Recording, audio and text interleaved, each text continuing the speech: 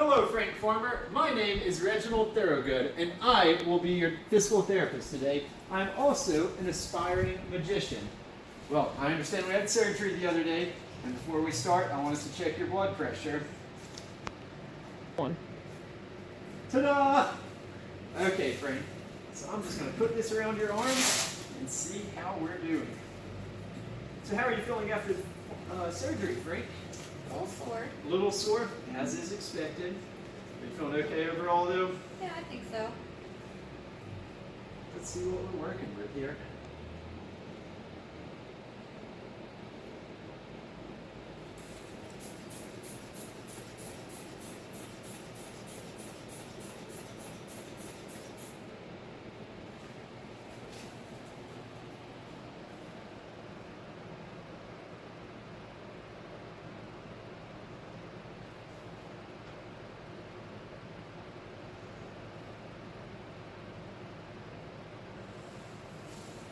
Excellent. 122/80.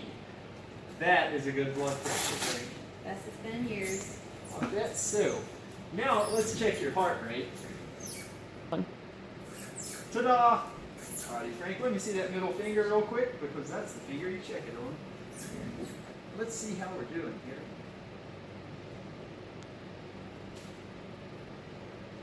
here. .83 heart rate and 99% blood oxygen saturation. Those are some winning numbers, Frank. Alrighty. Well, before we get to moving around today, I'm sure you've been coughing a little bit the last few days. We want to go over something called a splinted cough. It's going to make it a little bit more comfortable for you. First, we need to grab an extra pillow. Ta-da! Okay, Frank, so what I want you to do is hug this pillow nice and gently against you when you feel like you have to cough. That's just going to keep nice, comfortable pressure on your chest. Very nice. One more, Frank. Excellent. I'll grab that from you. Alrighty, next what we're going to practice is our deep breathing. I'm sure you've been out of breath recently, so what we're going to do is practice breathing through your diaphragm. What the diaphragm is, it's a big muscle under your ribs. It allows you to breathe. A lot of people, though, when they get out of breath, they use their chest muscles and their neck muscles, and that's not as good. So, what I want you to do, I'm going to put my hand on your stomach, and I want you to breathe in, focusing on not letting your chest rise up, but letting your stomach rise up. We're breathing through the nose. So take a big breath for me, and out. One more. Very nice. Keep that chest down, and one more. Excellent, Frank. Alrighty, are you ready to get out of bed and walk a little bit? Let's do it. Alrighty, well first I believe you're actually in supine in this situation. Abracadabra, you're in supine now, Frank. Okay, so before we get up, I want to go over a few things. As you know, you just had surgery and they kind of split you open right there. So we don't want to be moving our arms all around. That puts a little extra pressure there. That's unsafe. The metaphor I want you to work within is called move in the tube. So what I want you to picture is there's a tube hanging out around me. My hands and arms are inside that tube. So I can move around this way. I don't want to get out here though. So essentially just kind of keep your elbows tight to your side. So if you need to reach, that's okay. But we don't want to reach like this because you're moving outside of the tube. Move in the tube. Now before we stand up, luckily you have a California king-size bed in your hospital, so I will lay down and give you a little demo of what I want you to do. You just stay comfortable, Frank. So you're going to be laying here, stay moving in the tube, hands tight. I want our leg to come up. I'm going to roll over to our side. Our arms can go down because that's still in the tube. I will help you up and you'll come here. You will sit, arms still in the tube. Then we will stand up and mosey on to action. How's that sound, Frank? Sounds Good. Okay, so let's go ahead and put our left leg flat.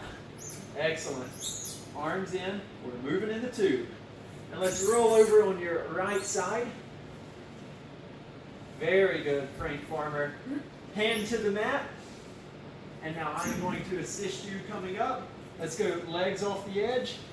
And nice and tall. Excellent. Now before we get up, I'm going to grab you a gait belt. Okay, Frank?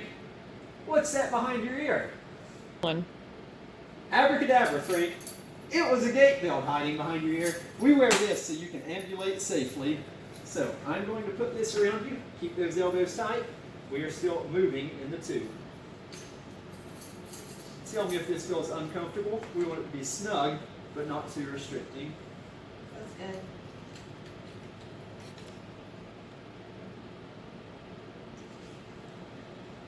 Sometimes life throws curveballs at you, Frank. Like an uncooperative gate nut. There we go.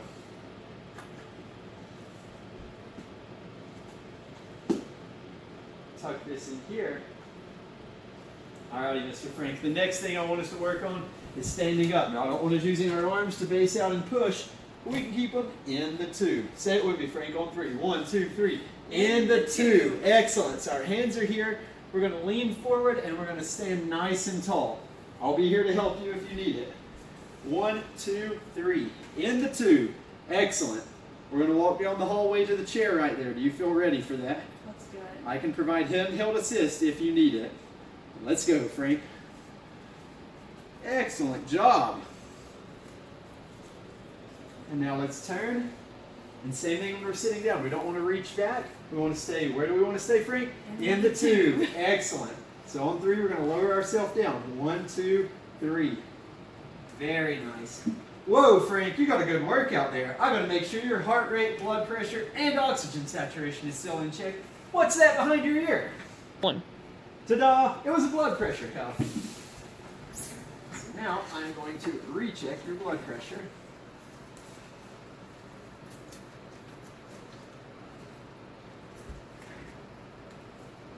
Are you feeling okay, Frank? Not too out of breath? A little winded, not bad though. Okay, as is expected. You're doing great.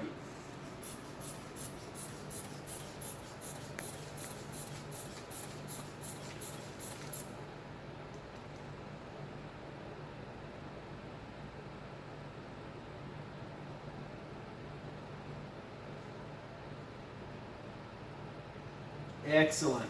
134 over 80. Your systolic went up a little bit, as is expected with exercise, so that's okay, and we're still in that safe range. Now let's see how your heart rate's doing, Frank. What's that behind your ear? Ta-da! It's our oxygen sat meter again, Frank.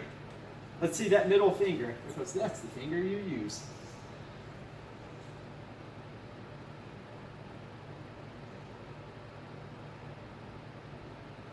Very nice. Our heart rate is up a little bit, 86, but that's okay. Our oxygen saturation is at 99. Those are excellent numbers, Frank. All right, are you ready to walk again? Let's do it. Okay, let's head back to your bed. Remember, where are we moving? In the tube. Stand on 3. Use my hand if you need it. 1, 2, 3. Very nice. Let's head back to bed. Turn nice and easy. Sit down. Excellent. I'm going to take this gate belt off of you, Frank.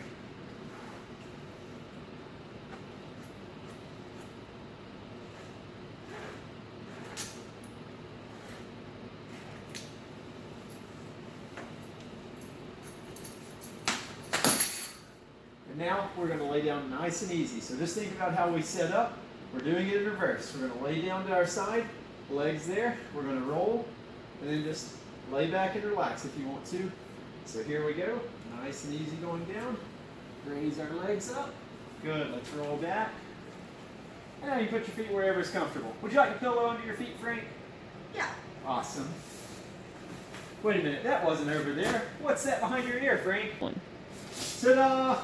Okay, Frank, I'll put this under here. There we go, are we comfortable? Yeah. Good. So, Mr. Frank, you got an excellent exercise session in today, and before I leave, I would like to fill about the next 26 seconds up with explaining to you why sternal precautions are important. So, when you go through surgery, there's a certain amount of trauma, and although our bodies are not super delicate, they do need a little love and care after we go through an operative procedure. So, we want to stay within the tube. We don't want to reach around too much because that puts too much lateral pressure. But don't be afraid to live a little bit. If you need to brush your teeth, Frank. If you need to comb your hair, comb your hair. We want you to be functional but safe.